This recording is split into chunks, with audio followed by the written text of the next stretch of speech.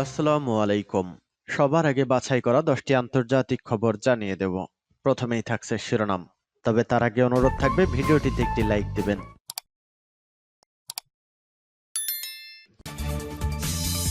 জানিয়ে দিব হাতে থাকা সর্বশেষ আপডেট আন্তর্জাতিক সংবাদ। প্রথমেই সংবাদ শিরোনাম, নতুন ক্ষেপণাস্ত্র উন্মোচনের ঘোষণা ইরানের। এরপর জানিয়ে দিব গাজাবাসীকে কেউ তাড়াতে পারবে না বলেছেন এরদোয়ান। এদিকে ইউক্রেনের রাতভর ড্রোন হামলায় কিয়েভে অগ্নিকাণ্ড, ব্যাপক ক্ষয়ক্ষতি। এরপর জানিয়ে দিব গাজা কিনতে চান ট্রাম্প, যা জানালো মস্কো। আরও জানিয়ে দিব রাশিয়া সফরের আমন্ত্রণ গ্রহণ করলেন শি জিনপিং। সর্বশেষ জানিয়ে দিব পশ্চিম তীরকে যেভাবে অবরুদ্ধ করে রেখেছে ইসরায়েল। এতক্ষণ শুনছিলেন সংবাদ শিরোনাম, এবারে বিস্তারিত। তবে অনুরোধ থাকবে ভিডিওটিতে একটি লাইক করবেন এবং কমেন্ট করে জানিয়ে দিবেন কোন জেলা থেকে আপনি আমাদের এই ভিডিওটি দেখছেন। নতুন ক্ষেপণাস্ত্র উন্মোচনের ঘোষণা ইরানের। ইরানের ইসলামী বিপ্লবী গার্ড কোর আইআরজিসির নৌবাহিনী কমান্ডার বলেছেন, ইরান শীঘ্রই দেশীয়ভাবে তৈরি একটি সুপারসনিক ক্রুজ ক্ষেপণাস্ত্র উন্মোচন করবে, যার পাল্লা 2000 কিলোমিটার, যা নৌ প্রতিরক্ষায় ইরানের উন্নত সামরিক সক্ষমতাকে আরও শক্তিশালী করবে। আগামী পারস্য ক্যালেন্ডার বছর 20 মার্চ থেকে শুরু হবে। উন্মোচিত হতে যাওয়া নতুন প্রজেক্টাইলটি ইরানের প্রতিরোধ ক্ষমতা উল্লেখযোগ্যভাবে বৃদ্ধি করবে বলে জানিয়েছেন রিয়ার অ্যাডমিরাল আল রেজা তাংশিরি। রবিবার দেশটির নৌশক্তির সর্বশেষ অগ্রগতির বিবরণ দিয়েছেন তিনি। আমাদের কাছে এখন এমন ক্ষেপণাস্ত্র রয়েছে যা ইরানি ভূখণ্ডের গভীর থেকে উৎক্ষেপণ করা যেতে পারে, উপকূলীয় উৎক্ষেপণের প্রয়োজনীয়তা দূর করে। কমান্ডার 1979 সালের ইসলামী বিপ্লবের ঐতিহাসিক বিজয়ের 46তম বার্ষিকীর প্রাক্কালে সম্প্রচারিত ফজর শিরোনামে একটি বিশেষ টেলিভিশন অনুষ্ঠানে বক্তৃতা দিতে গিয়ে একথা বলেন। তিনি বলেছেন, এই অগ্রগতির মাধ্যমে আমরা পারস্য উপসাগরের উত্তর অংশ থেকে সরাসরি ওমান সাগরে লক্ষ্যবস্তুতে আঘাত হানতে পারি। গাজাবাসীকে কেউ তাড়াতে পারবে না বলেছেন এরদোয়ান। তুরস্কের প্রেসিডেন্ট রিসেপ তাইব এরদোয়ান বলেছেন, কোনো শক্তি ফিলিস্তিনিদের তাদের চিরন্তন মাতৃভূমি থেকে সরিয়ে দিতে পারবে না, কারণ গাজা অধিকৃত পশ্চিম তীর এবং পূর্ব জেরুজালেম ও আল-কুদস ফিলিস্তিনিদের। রবিবার রাতে এক সংবাদ সম্মেলনে এরদোয়ান মার্কিন প্রেসিডেন্ট ডোনাল্ড ট্রাম্প গাজাবাসীদের সরিয়ে মার্কিন যুক্তরাষ্ট্রের নিয়ন্ত্রণ নেওয়ার পরিকল্পনা প্রত্যাখ্যান করেন। মালয়েশিয়া যাওয়ার আগে ইস্তাম্বুলে সাংবাদিকদের এরদোগান বলেন, হাজার হাজার বছর ধরে চলে আসা গাজার জনগণের তাদের চিরন্তন মাতৃভূমি থেকে সরিয়ে নেওয়ার ক্ষমতা কারো নেই। তিনি বলেন, গাজা পশ্চিম তীর এবং পূর্ব জেরুজালেম ফিলিস্তিনিদের। মঙ্গলবার হোয়াইট হাউসে ট্রাম্প এবং ইসরায়েলের প্রধানমন্ত্রী বেনিয়ামিন নেতানিয়াহুর মধ্যে এক বৈঠকে মার্কিন প্রেসিডেন্ট বলেন, যুদ্ধবিধ্বস্ত অঞ্চলটিকে মধ্যপ্রাচ্যের রিভেরা হিসেবে রূপান্তর করার পরিকল্পনার অংশ হিসেবে যুক্তরাষ্ট্র গাজার নিয়ন্ত্রণ দখল করতে পারে এবং এর বাসিন্দাদের হস্তান্তর করতে পারে। ট্রাম্প প্রস্তাব করেছিলেন, গাজাবাসীদের মিশর, জর্ডান এবং সৌদি আরবের মতো প্রতিবেশী দেশগুলোতে পুনর্বাসিত করা যেতে পারে।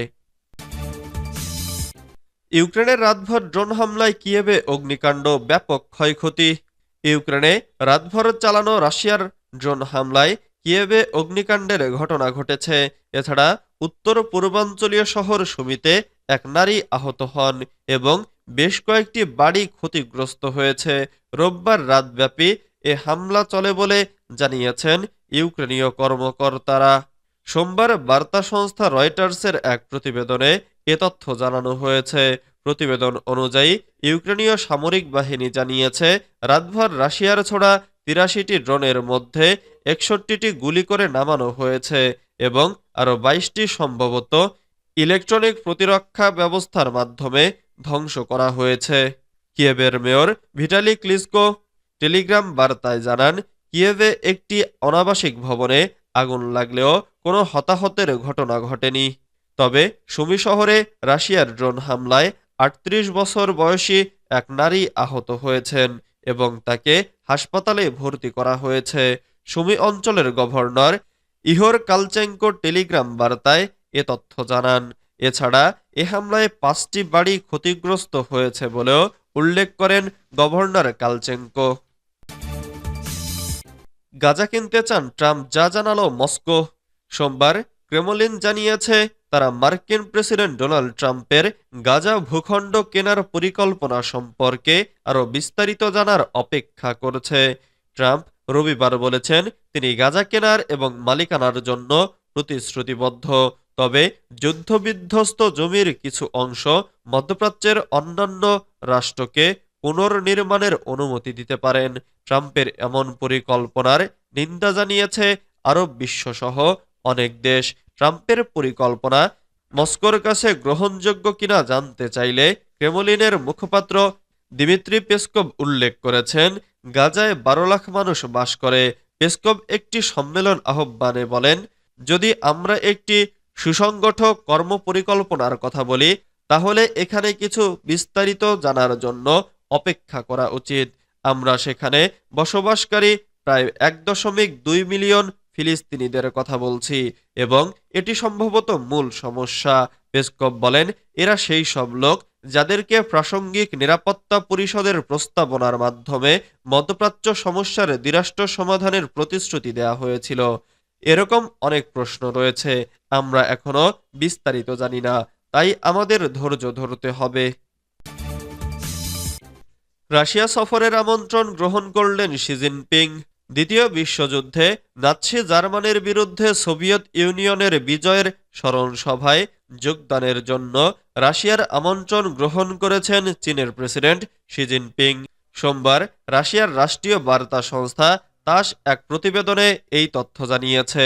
রাশিয়ার রাষ্ট্রীয় টেলিভিশনকে জানিয়েছেন, যুদ্ধে বিজয়ের ৮০তম বার্ষিকী উপলক্ষে ৯ মে মস্কোতে উদযাপনে অংশ নেওয়ার জন্য চীনের প্রেসিডেন্ট শি জিনপিং আমন্ত্রণ গ্রহণ করেছেন।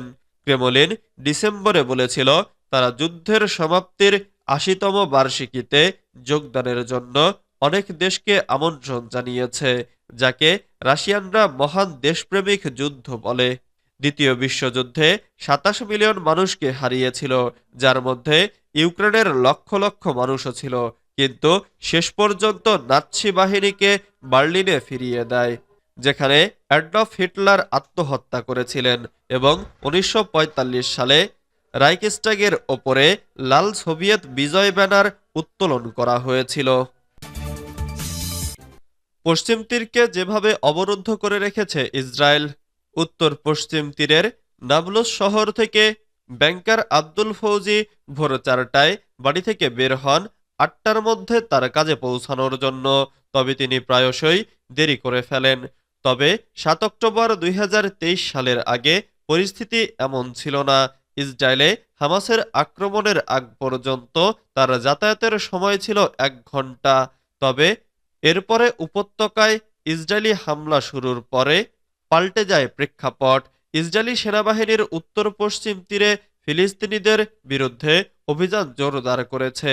এর বাসিন্দাদের ৭টি নতুন চেকপয়েন্টের মধ্য দিয়ে সরিয়ে নিয়েছে, যার ফলে ফৌজের রাস্তায় যাওয়ার সময় দ্বিগুণ হয়েছে। এখন পরিস্থিতি আরও খারাপ হয়েছে। ইসরায়েল এবং হামাসের মধ্যে যুদ্ধবিরতি কার্যকর হওয়ার পর থেকে ইসরায়েল ফিলিস্তিনি শহরগুলির চারপাশের কড়াকড়ি আরও জোরদার করেছে। পশ্চিম তীরের ব্যবসায়িক ও প্রশাসনিক কেন্দ্র রামাল্লায় ফৌজের গাড়ি চালানো খাড়াগলি এবং কৃষিজমি রাস্তা দিয়ে কমপক্ষে ৪ ঘন্টার পথ জটিল হয়ে উঠেছে।